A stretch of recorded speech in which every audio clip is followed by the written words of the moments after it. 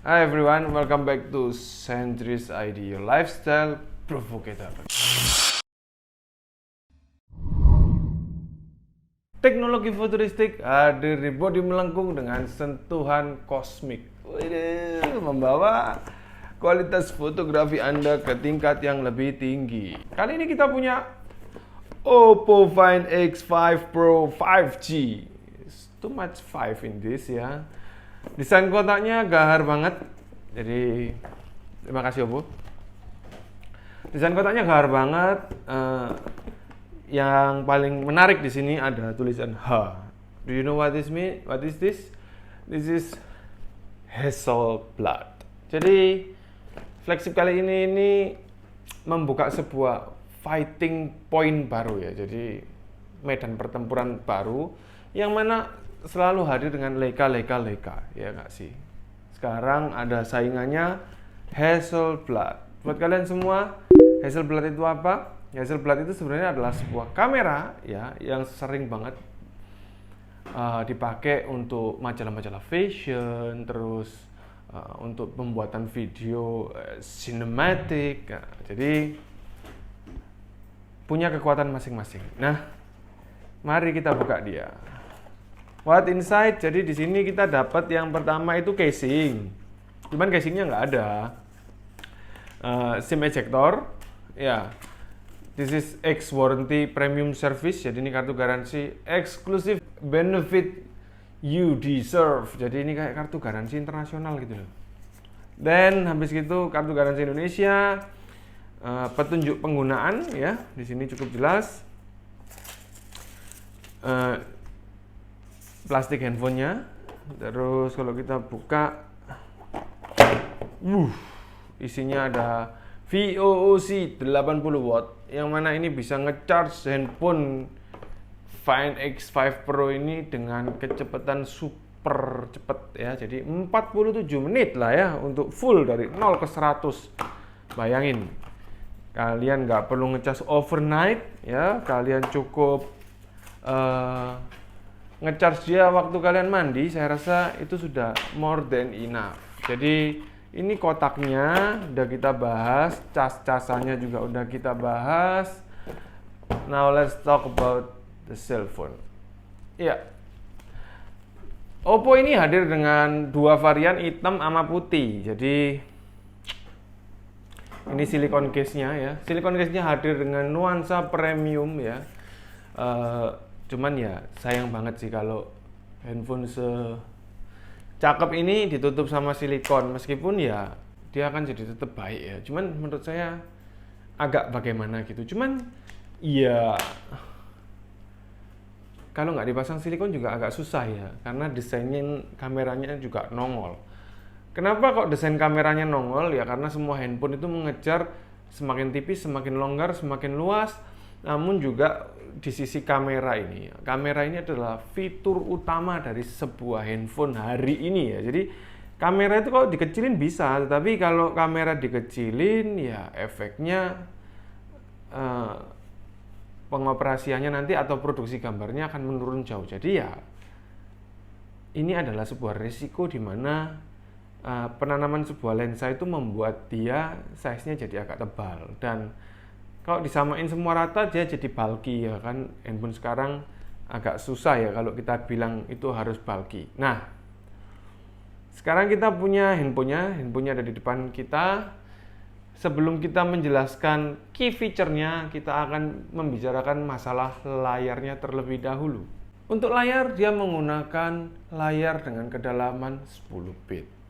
Tetapi jangan salah, untuk pixel color dia pakai 1 million. Jadi itu gede banget yang membuat kerapatan layar ini jadi jauh lebih rapat dari yang kalian bayangkan.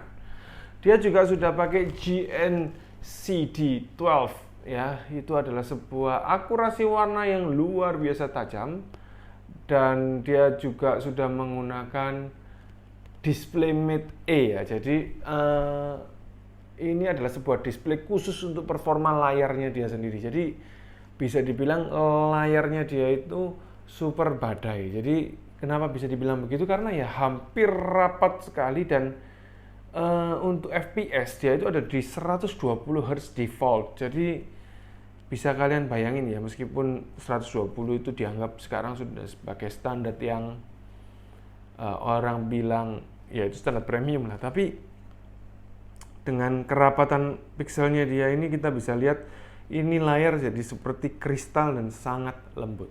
Oke, jadi itu untuk layar. Lalu kita akan lanjut sebelum ke fitur utamanya sebuah kamera, kita akan ngobrolin masalah prosesor. Nah, prosesor apakah yang dipakai di flagship Oppo kali ini?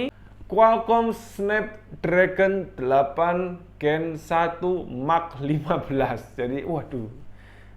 Ya, Qualcomm Gen 8 itu sudah termasuk prosesor badak dengan kemampuan processing data, transfer rate, akurasi prosesor semua itu bagus, cuman agak panas ya. Di sini dia diklaim punya 20% kinerja yang lebih efisien dan efektif. Kecepatannya sampai 10 GB download dan dia bisa 30% lebih cepat melakukan rendering grafis. Jadi memang penting banget ya, karena apa? Kameranya ini ya, fitur utama handphone ini adalah sebuah kamera. Kameranya ini luar biasa keren. Jadi ketika kamera yang keren itu menghasilkan gambar yang sangat keren, prosesor juga harus dibekali dengan kekuatan yang sangat besar. Nah, jika tidak dibekali dengan kekuatan yang sangat besar, maka prosesor akan sangat kewalahan. Jadi handphone akan lebih panas, render akan lebih susah, patah-patah. Jadi oleh karena itu Oppo Find X5 5 Pro 5G ini hadir dengan prosesor terbaru yang akan mengakomodir kebutuhan kalian dalam hal produksi konten. Bisa juga buat main game. Nah, buat kalian semua suka main game, apakah kalian main game pakai handphone flagship atau handphone gaming? Kalian bisa tulis di kolom komen. But for your information, kalau mau main game pakai ini, mau PUBG, mau Mobile Legend, ya semua grafik rata kanan pasti aman. Jadi flagship udah pasti bisa mengakomodir kebutuhan untuk itu. Karena apa? Karena proses rendering membutuhkan prosesor yang kinerjanya jauh lebih berat. Jadi santai aja buat kalian. Nah, sebelum ngomongin fitur utama ya, handphone ini juga sudah dibekali dengan berbagai macam kompartemen desain layering. Jadi dia punya sebuah plat untuk membuang panas dari prosesor dan RAM-nya sendiri di tengah-tengah bagian sini, sehingga handphone ini akan mudah hangat ya. Jadi handphone ini akan mudah hangat, kalian jangan panik ya, karena dia mudah hangat, dia nggak mungkin panas. Bisa panas atau nggak? Mungkin. Loh, jadi nggak mutlak. Iya nggak mutlak, namanya handphone dipakai pasti bisa panas. Tetapi kalau pemakaian itu dilakukan di handphone yang lain dengan hal yang sama seperti di ini, Find X5, otomatis kemungkinan handphone yang lain itu sudah pasti lag atau patah-patah. Jadi ini itu bisa dibilang sebuah flagship killer yang benar-benar nggak main-main. Jadi istilahnya ini kayak Jenderal Romawi gitu ya, yang nggak hanya teriak-teriak tapi dia juga pandai berkuda, pandai berperang. Ini keren banget. Oke, jadi overall itu semua udah kita bahas ya. Sebelum kita ngomongin fitur utama, sebelum itu kita akan melihat baterainya dia. Baterainya dia lahir dengan 5000 ampere, yang mana itu adalah ukuran yang sudah paten ya, minimal requirement untuk handphone flagship atau handphone multimedia advance. Jadi 5000 ampere cukup banget untuk 3/4 hari kalian, and which is kalian juga seharusnya membawa charging. Karena ya apabila handphone ini dibuat untuk membuat sebuah konten atau recording atau edit gambar, otomatis baterai itu akan terkuras ya. Jadi ya kalian perlu recharge. Nah, menariknya itu tadi, recharge 47 menit 0-100 itu adalah angka yang super duper cepat. Dengan kemampuan 80 ampere itu pasti bisa teratasi dengan baik. Oke, now let's talk about main course. Jadi habis makan kenyang ngomongnya main course. Jadi fitur utama adalah sebuah kamera. Nah, hendaknya bukan disebut dengan kata sebuah karena ini mempunyai 3 buah kamera. Jadi geng kamera lah ya. Geng kamera ini terintegrasi dengan baik ya. Dia menggunakan 2 kamera utama ya dan 1 kamera telefoto. Nah, kameranya ada 2, yaitu kamera wide 50 megapiksel, kamera keduanya ultra wide 50 megapiksel, kamera telefoto dia menggunakan 13 megapiksel. Nah, 2 kamera wide yang dia pakai ya, itu sudah menggunakan prosesor atau sensor dari Sony dengan ukuran 1:1.5 inci. 1.1.5 inci. Nah, dengan sensor kamera Sony yang segede itu, ini akan jadi nongol ya. Bisa kita lihat ini nongol, ini juga akan jadi tebal. Nah, kenapa harus seperti itu? Tadi sudah saya spill di awal, memang prosesor itu bernyawa ya. Jadi sensor itu bernyawa, berbentuk ya, dan akhirnya menggunakan space ya. Jadi bukan asal tulis aja, dia itu memang ada, eksis, dan akhirnya dia kan jadi agak sedikit nongol. Nah, hal ini umum banget terjadi di beberapa handphone flagship, mulai dari iPhone, Samsung, Huawei. Mostly bagian kameranya ini agak sedikit nongol ya. Ini sudah istilahnya itu dibikin supaya dia tidak terlalu nongol. Nah, di sini akan menjadi bahasan yang menarik ketika kameranya itu wide, ultra wide, dan kamera telefoto. Ya, telefoto zooming untuk bikin portrait, everyone should be know. Tetapi bagaimana cara membuat kamera wide dan ultra wide ini bersatu rukun, tidak ada masalah. Nah, di sini dia itu sudah hadir dengan Mari Silicon.